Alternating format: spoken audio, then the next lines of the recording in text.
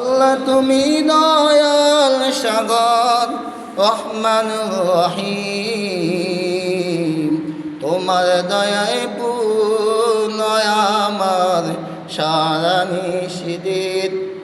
আল্লাহ এই দুনিয়ার মধ্যে আমি তোমার দয়ায় তোমার রহমতের আশায় আল্লাহ তুমি আমাকে বেঁচে রাখছ। মানুষ যখন অসুস্থ হয় সে বোঝা যায়, যদি যখন একটা মানুষকে যেমন আমার একটা মৃত্যু থেকে আল্লাহ আমাকে বাঁচাইছে, কেমন আমি বাড়ি থেকে একটা কারেন্টের কাজ করতাম গেছিলাম, কারেন্টের কাজ করতাম যাইয়া সব টান লেগে গেছে, দুটার তাস জয়েন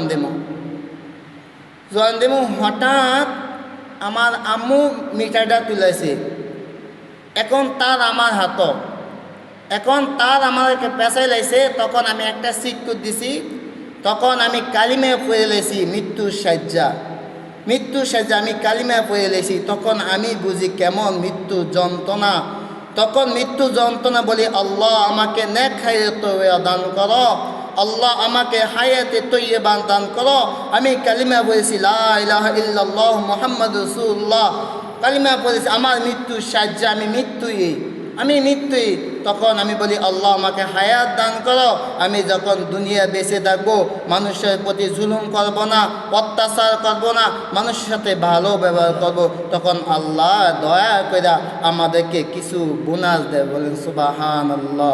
আমার বান্দা দুনিয়া ফিরে আসেনি, আমি বান্দাকে আদর করে বানাইছি, বান্দায় যেন জান্নাতি হয়ে যায়, বান্দাকে আমি আদর করে বানাইছি। আল্লাহ তাআলা এই কোফাল ফেরেশতার মাধ্যমে আল্লাহ তাআলা এই কোফাল বানায় না, আল্লাহ তাআলা এই জবান ফেরেশতা বানায় না, পুরা বডি ফেরেশতার মাধ্যমে বানাইছে।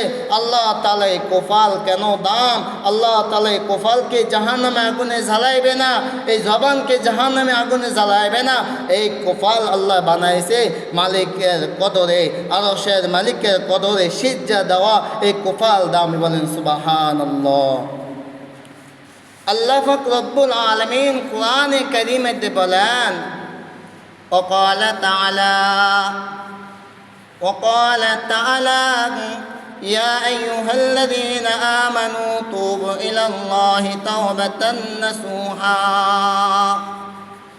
يا أيها الذين آمنوا توبوا إلى الله توبة نصوحا হে ঈমানদার, ইয়া আইয়ুহাল্লাযীনা আমানু, হে ঈমানওয়ালা, তোমরা আল্লাহর কাছে তওবা করো। যেই নবীর সামনে পিছনে কোনো গুনাহ নাই। 26 পারা সূরা ফাতহার মধ্যে বলেন, ইন্না ফাতাহনা লাকা ফাতহাম মুবিনা লিয়াগফির লাকাল্লাহু মা কদ্দামা মিন যামবিকা ওয়া মা আখতার। যে নবীর সামনে এবং পিছনে কোনো গুনাহ নাই, সেই নবী দৈনিক 70 বার তওবা করতেন। বলেন সুবহানাল্লাহ। আল্লাহ পাক রব্বুল আলামিন হাদিসে কুদসি মধ্যে বলেন, قل يا عبادي الذي أسرفوا على أنفسهم لا تقنطوا من رحمة الله إن الله يغفر الذنوب جميعا إنه هو الغفور الرحيم। বলেন আল্লাহু আকবার। আল্লাহ পাক রব্বুল আলামিন বলেন, قل يا عبادي الذي أسرفوا على أنفسهم, হে আমাদের আদরের বান্দাগণ, যারা গুনাহ করেছ, নফসের উপরে জুলুম করেছ, অত্যাচার করেছ, লা তাকনাতু মির রাহমাতিল্লাহ, তোমরা আল্লাহর রহমত থেকে নিরাশ হইও না, আল্লাহর রহমত থেকে নিরাশ হইও না। ইন্নাল্লাহু ইয়াগফিরুয যুনুবা জামিআ, নিশ্চয় আল্লাহ তাআলা তোমাদের গুনাহ মাফ কইরা। ইন্নাল্লাহু ইয়াগফিরুয যুনুবা জামিআ ইন্নাহু ওয়াল গফুরুর রহিম। আল্লাহ পাক রব্বুল আলামিন ইন্নাহু ইন্নাহু নিশ্চয় ইন্নাহু ওয়াল গফুর রহিম, রবের পক্ষ থেকে, আরশের মালিক পক্ষ থেকে, আল্লাহ পাক রব্বুল আলামিন তোমাদের গুনার আল্লাহ ক্ষমাশীল, আল্লাহর পক্ষ থেকে তোমার ক্ষমার ঘোষণা বলেন সুবহানাল্লাহ। হাদিস কুদসি মধ্যে বলেন যে ব্যক্তি তওবা করবে,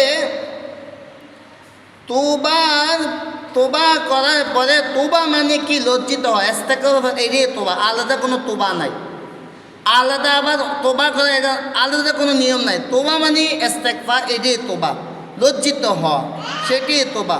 আমি চ্যালেঞ্জ করলাম, আল্লাহর কাছে নত করলাম, তওবা করলাম, আল্লাহ আমি যে কাজটা করছি এটার উপরে আমি লজ্জিত হলাম, এটি তওবা। তাহলে হাদিসে কুদসি আল্লাহ তাআলা এভাবে বলছে, বান্দায় যদি তওবা কইরা নেক আমল করে, এক নম্বর বান্দায় যদি তওবা কইরা নেক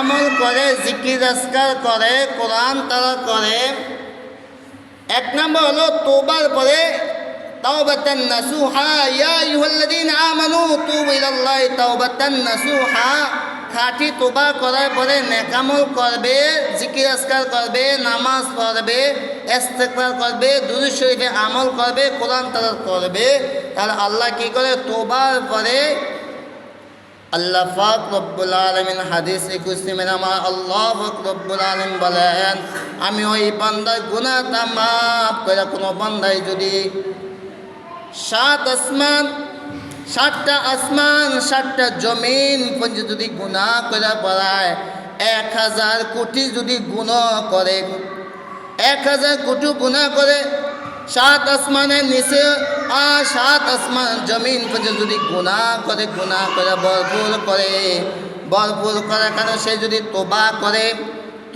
কারণে আল্লাহ তাআলা এবং নেক আমল করে, ওমিন সাইয়্যাতি হাসানা, আল্লাহ পাক রব্বুল আলামিন ওই বান্দার গুনাহটা মাফ কইরা আমি আল্লাহ পাক রব্বুল আলামিন তাকে গুনাহ যাকাত নেকি দিছি, বলেন সুবহানাল্লাহ।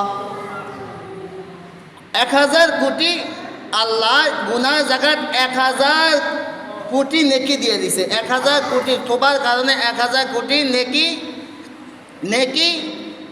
1000 কোটি নেকি দিছে। প্রথম কি 1000 কোটি গুনাহ ছিল, আমার কথা বুঝেন, 1000 কোটি গুনাহ প্রথম ছিল, সে তওবা করার পরে নেক আমল করছে, নেক আমলের পরে সে তওবা করছে, এখন আর কি 1000 কোটি গুনাহ আছে?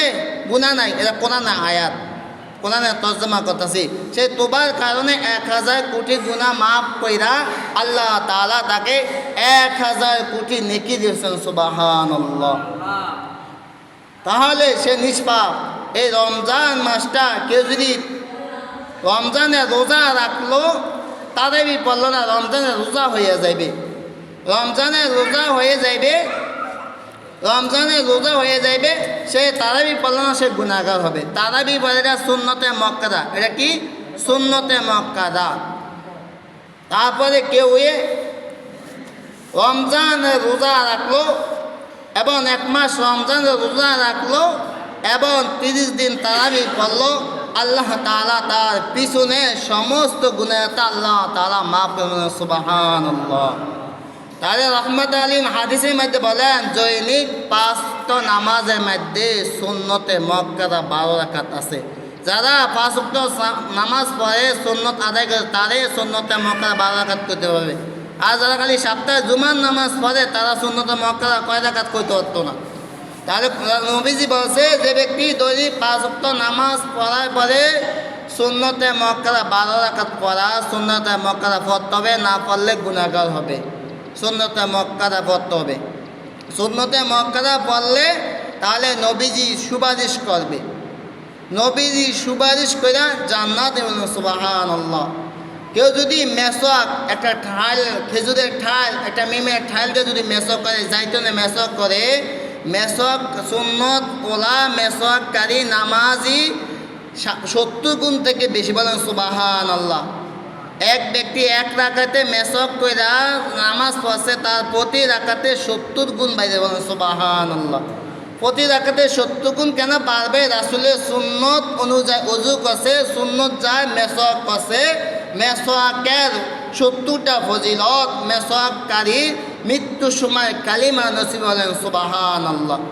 আমরা তারাবির মধ্যে মাঝে মাঝে 4 রাকাত মধ্যে ইস্তেগফার পড়তে পারি। যে ব্যক্তি ক্ষমা পাইল সে তো জান্নাতি হয়ে গেল। সবচেয়ে পায়না হলো, সবচেয়ে বড় দোয়া হলো ক্ষমা। যে ক্ষমা পাইল সে সব পাইল, যে ক্ষমা পাইল তো সে কিছু পাইল না। যা বলছি আল্লাহ